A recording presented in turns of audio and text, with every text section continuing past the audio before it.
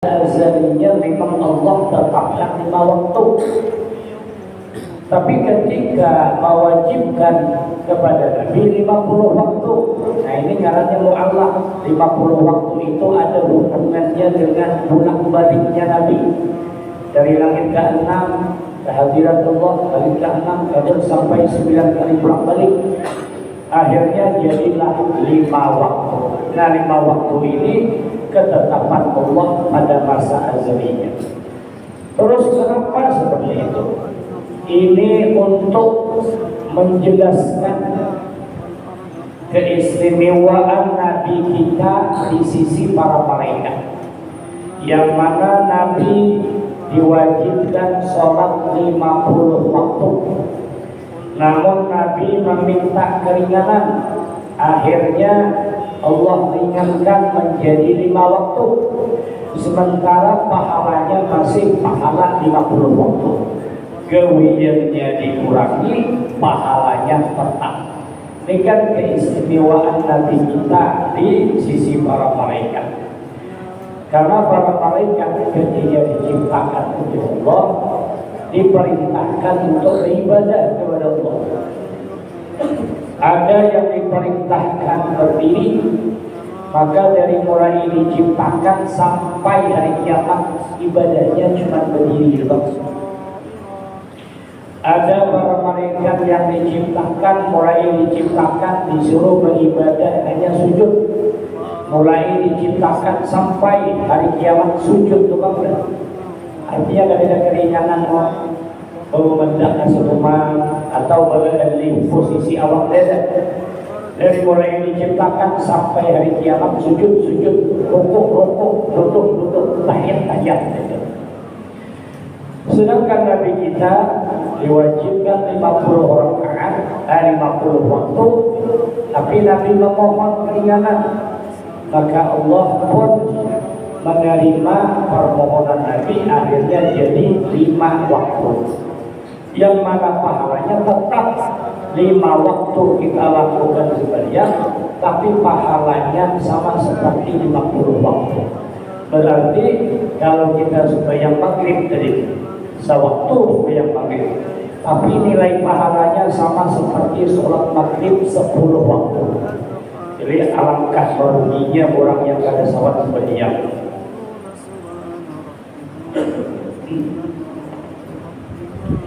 Wa fi fardhi sholati fi tilkal lailati dilalatun ala ta'dhimi fadliha haitsu lam tufrad illa fil hadratil muqaddasah.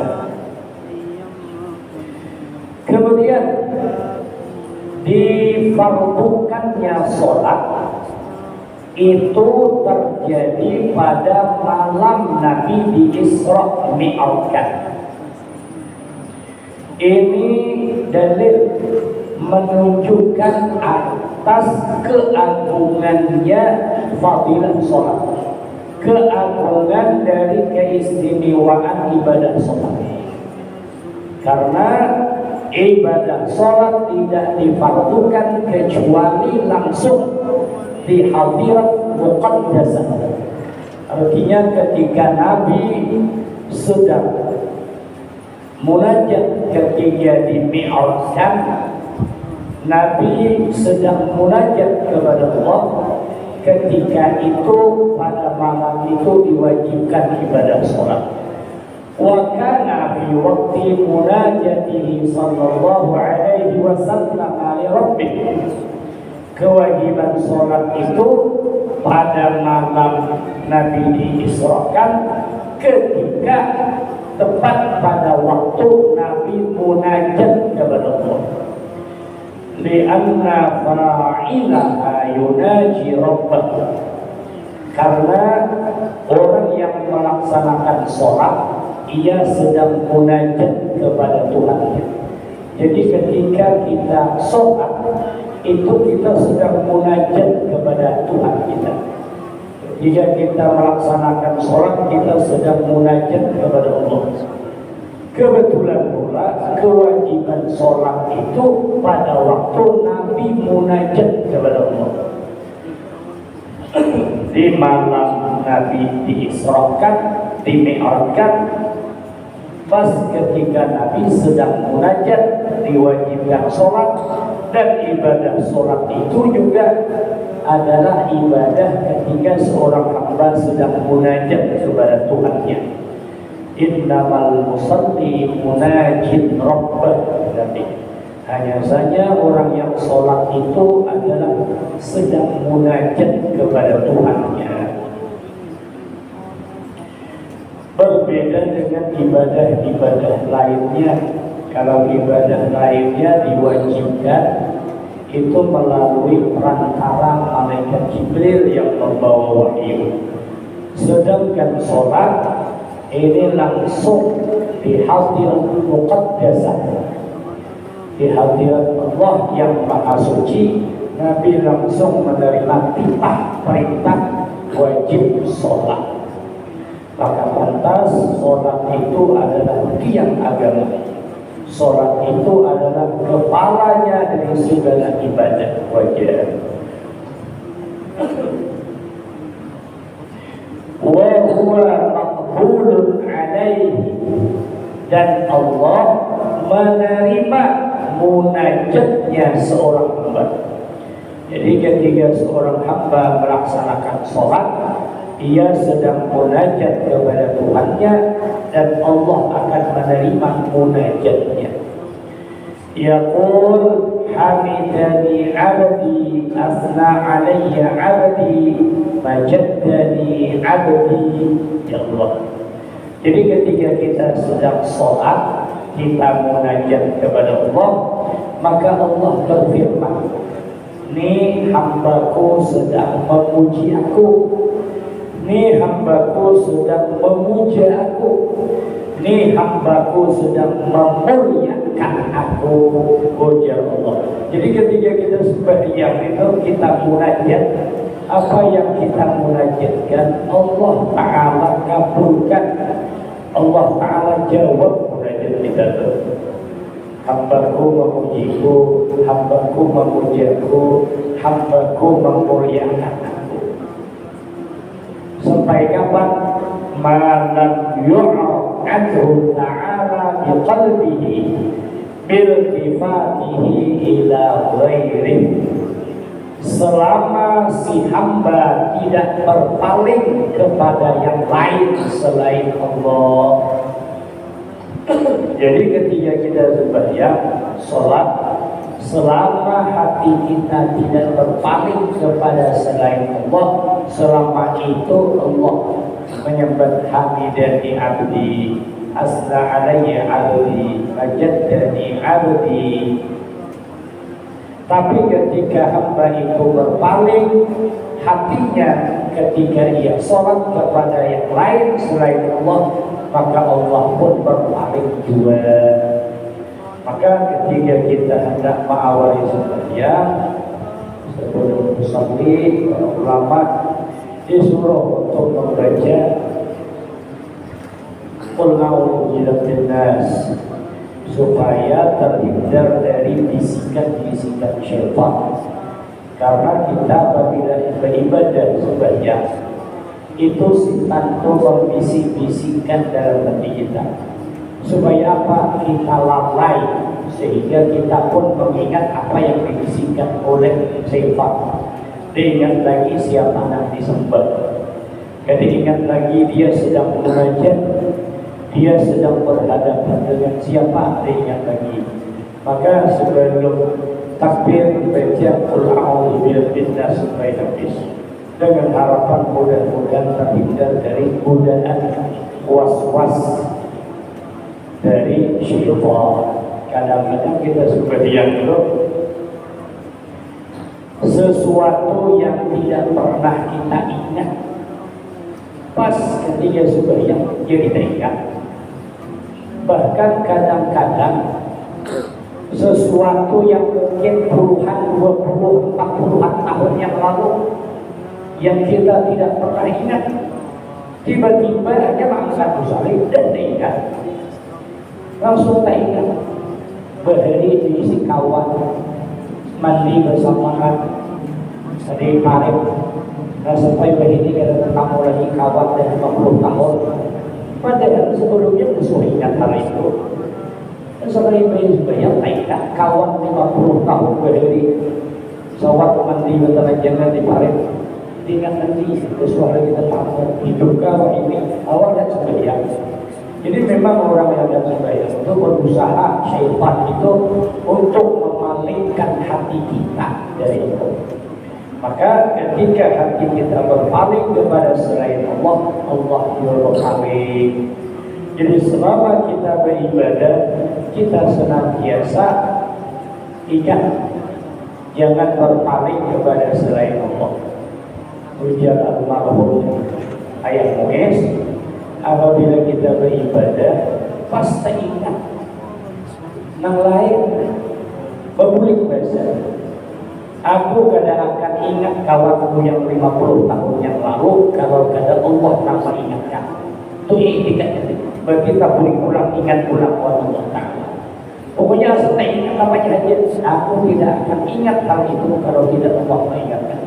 Itu boleh ulang ingat Allah Ta'ala. Tak ingat pula bini di rumah. Aku kada akan ingat orang bini di rumah kecuali kalau kada Allah mengingatkan. Jadi berbulik ulang ingat ulang Allah Ta'ala. Jadi pokoknya saya ingat apa aja saya Allah pulihkan itu, kembalikan kepada Allah. Aku kadang-kadang tak ingat rumahku berdiri kecuali kalau tidak Allah ingatkan. Hilang rumahnya ingat Allah Ta'ala benar. Jadi orang yang sholat itu adalah orang yang sedang munajat kepada Tuhannya. Maka pas betul Nabi sedang munajat ketika itu diperintahkan sholat.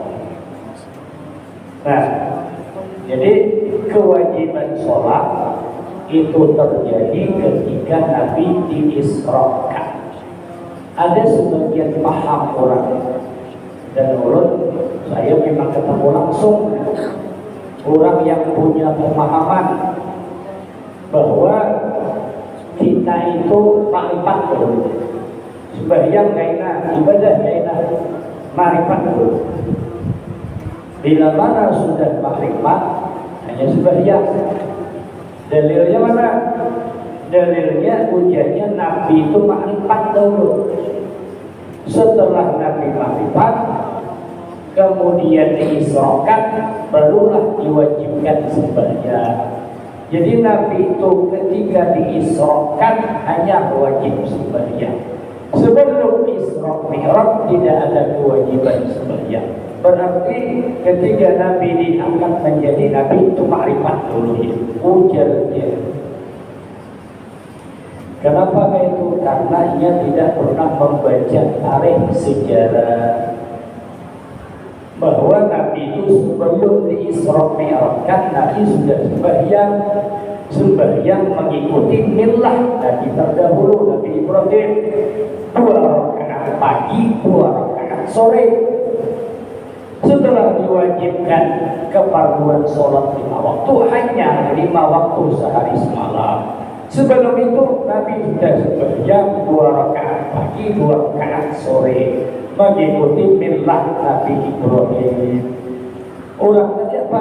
Itu namanya kaji sebuku. Udah ngaji sebuku itu kitab lain buang, pakai lagi. Itu udah ketemu langsung. Makrifat juga. Makrifat itu kan masing-masing orang lain tingkatan. Ada yang tingkatan makrifatnya rendah, ada yang sedang, ada yang tinggi. Adapun ibadah sholat tetaplah wajib. Ketiganya sudah bersyahadat, asyhadu an la ilaha illallah, dan wajib sembahyang. Dan kualitas sembahyangnya tergantung makrifatannya, intinya wajib sembahyang. Ini mahadam makrifat topol, mahadam makrifat itu sampai ke ujung hanya sembahyang ujiannya. Nah, itu sebagian ulama itu kajian-kajian itu terikat dipakai.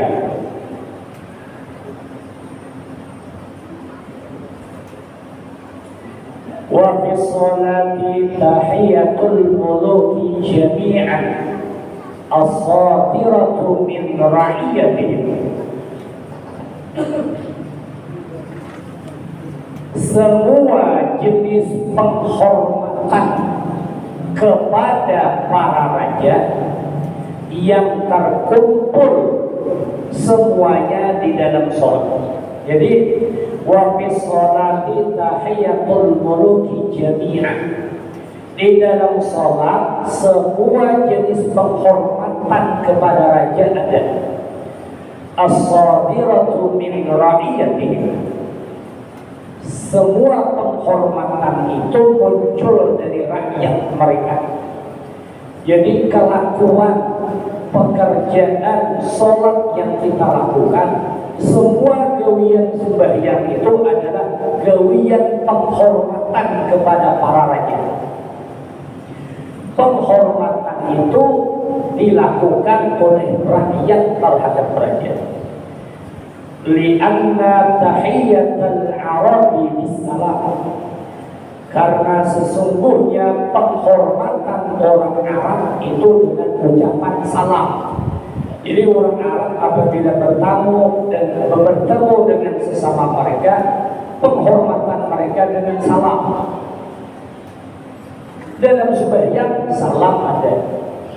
Jadi orang Arab bersamanya bertemu, penghormatannya dengan salam. Begitu juga kita orang Islam sebenarnya ketika bertemu, penghormatan kepada sesama itu salam. Mengucap salam kepada sesama itu penghormatan kita umat Islam. Dalam sembahyang salam ada. Wa tahiyatul akasirati bisujud, penghormatannya para Kisra, raja-raja Persia, penghormatannya para raja itu dengan sujud. Jadi raja-raja Kisra itu penghormatan sesama mereka itu dengan sujud. Dalam sembahyang sujud ada. Wa tahiyatul fursi biwad'il yadi 'alal ardi, penghormatan orang Persia itu dengan meletakkan tangan di atas tanah atau lantai.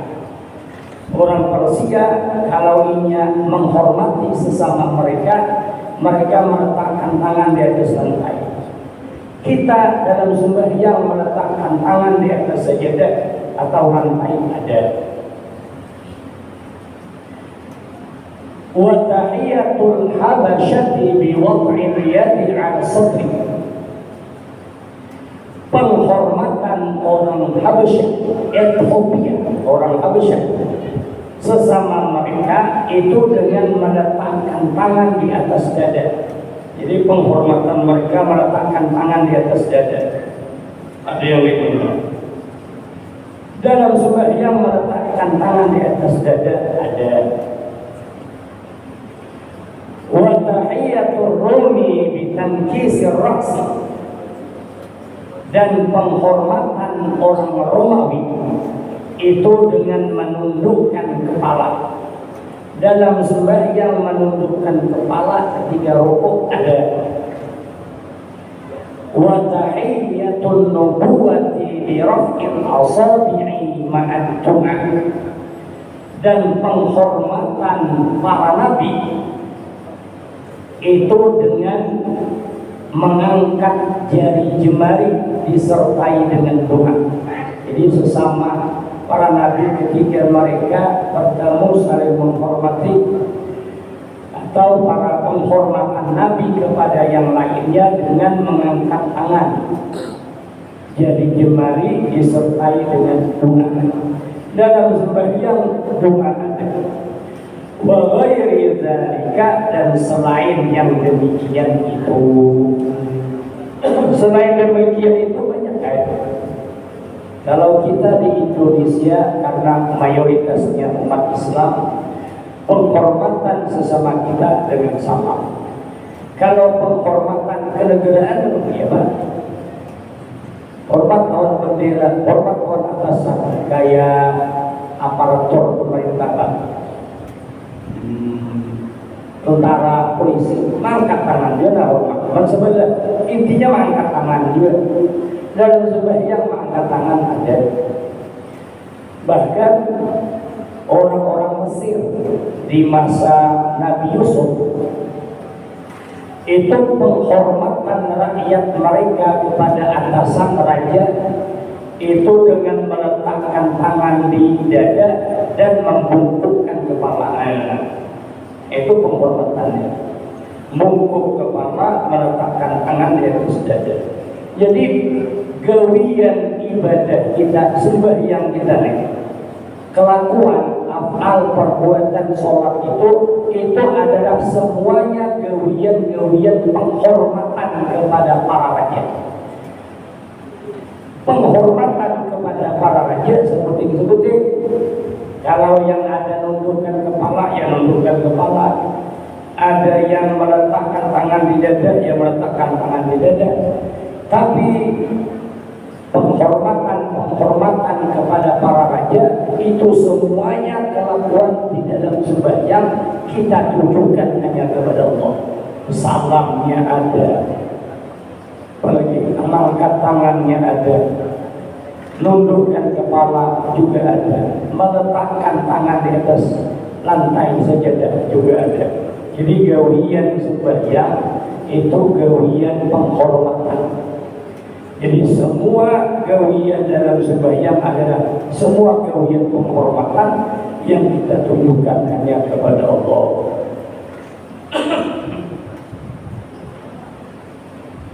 Amun para rakyat penghormatannya kepada para raja itu seperti aja. Yang mengangkat tangan ya mengangkat tangan. Yang menundukkan kepala ya cukup menundukkan kepala. Yang mengucapkan salam cukup mengucapkan salam, tidak payah tunduk, tidak payah meletakkan tangan. Tapi dalam sembahyang semuanya kelakuan penghormatan ada. Karena memang Allah Ta'ala itu raja-raja. Jadi semua kelakuan penghormatan ditujukan hanya kepada Allah, tidak kepada yang lainnya. Wa min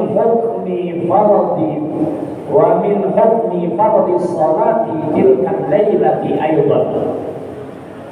Dan juga hukum kefarduan salat pada malam itu, yaitu malam Nabi di Mi'rajkan. Anna Nabiyya sallallahu alaihi wasallam ra'al malaikata fil ibadati ala ahwalin mukhtalifah.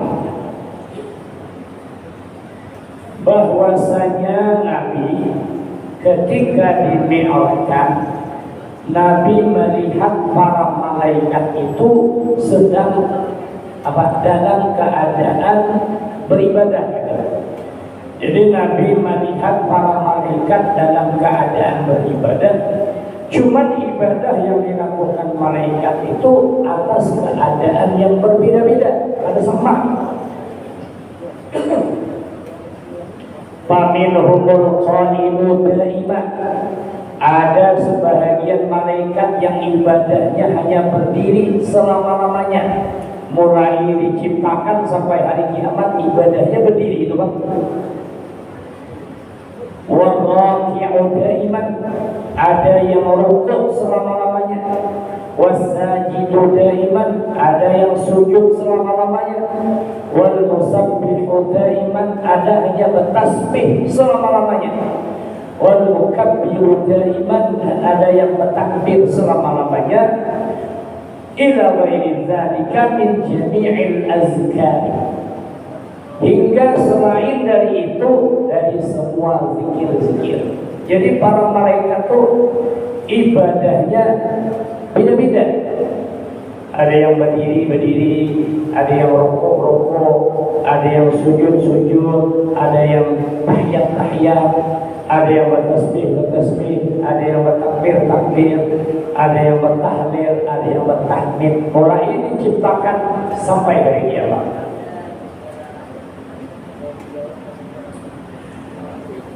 Fastaqat nafsuhu ayyakuna lahu wa li ummatihi mislu dzalik.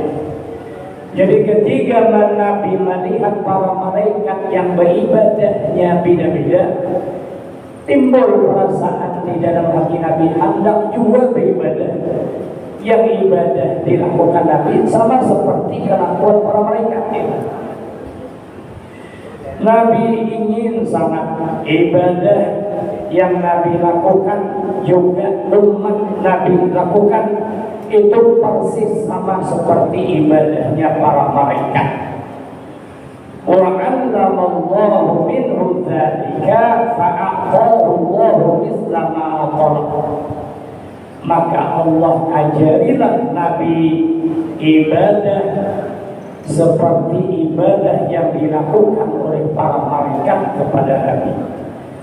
Allah anugerahkan apa yang diminta oleh Nabi.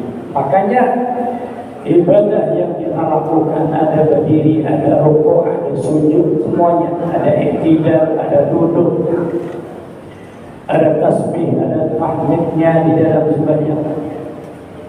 Bahkan wa ziyadatan kal qiraati fi kulli rak'ah. Bahkan ada tambahan yang mana tidak ada di dalam ibadah para malaikat, yaitu membaca Al-Quran pada tiap-tiap rakaat. Fa inna fadilatal Qur'ani makhsusatun bi bani Adam dunal malaikah. Karena Al-Quran, keistimewaan Al-Quran khusus hanya untuk anak Adam, kita, tidak pada malaikat. Jadi keinginan Nabi beribadah sama seperti malaikat diwujudi semuanya. Malaikat ada yang berdiri ibadahnya ujuk pada Nabi. Para malaikat ada yang ibadahnya rukuk ujuk juga ke Nabi. Para malaikat ada yang ibadahnya sujud ujuk ke Nabi. Jadi dalam ibadah kita sebanyak itu semua ibadah kelakuan para malaikat. Cuman mereka masing-masing mau nyarokok ada sujud, mau sujud ada duduk, mau duduk ada berdiri. Mau kita senyaan, dia berdiri, dia rokok, dia sujud, dia tasbih, dia tahmid semuanya. Sementara para malaikat masing-masing dia cuma ibadahnya satu-satu, kada berbeda-beda, apa? Kada sama seperti kita. Yang mana rokok, sujud. Nabi karena ingin seperti itu Allah ajari ke Nabi, bahkan Allah tambahi, yaitu dalam tiap-tiap rakaat dalam ibadah sholat ada bacaan Al-Quran, yang mana keistimewaan bacaan Al-Quran itu khusus hanya untuk anak cucu Adam, tidak untuk para malaikat. Jadi kalau dihitung-hitung mana harapnya ibadah manusia dengan malaikat jauh hebat, mantap ibadah manusia daripada ibadahnya para malaikat. Karena semuanya ibadah malaikat ada dalam ibadah kita sebenarnya. Masing-masing malaikat tidak sama ibadahnya antara satu dengan yang lain. Sementara ibadah semua malaikat terkumpul di dalam sholat. Maka mana harapnya ibadah kita dengan ibadah malaikat, harap ibadah kita. Maka itu apabila kita itu mengikuti akal, kada mau pakai nafsu, kita beribadah, maka derajat manusia itu lebih tinggi pada para malaikat. Tapi kalau manusia itu mau pakai nafsu, maka lebih rendah daripada binatang. Jadi kita ini tengah, bisa naik, bisa turun. Mau naik, harap dari malaikat. Mau turun, parah daripada binatang. Summa ada sallallahu alaihi wasallam habitah wal malaikatu tas'a baina yadayhi wa ulul azmi minar rusul yushiruna bit tahiyyati ilayhi. Summa rakiba al-buraq min sakhrati Baitul Maqdis wa sara wahdahu mutawajjihan ila Makkah wa kana Jibrilu ma'ah wallahu a'lam bis-shawab. Dan sampai di sini insyaallah pada pertemuan selanjutnya kita lanjutkan, mudah-mudahan ada manfaatnya. Alhamdulillah wa likulliyan salihah. وإلى حضرة النبي الفاتحة. أعوذ بالله من الشيطان الرجيم. بسم الله الرحمن الرحيم.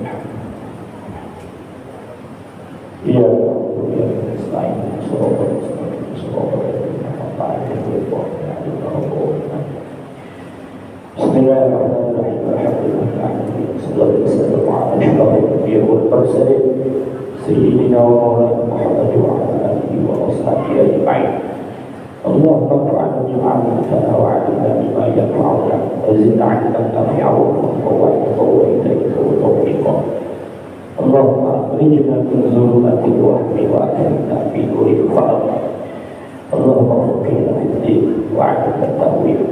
ربنا آتنا في الدنيا حسنة وفي الآخرة حسنة وقنا عذاب النار. وصلى الله على سيدنا محمد وعلى آله وصحبه وسلم والحمد لله رب العالمين. Assalamualaikum warahmatullahi wabarakatuh.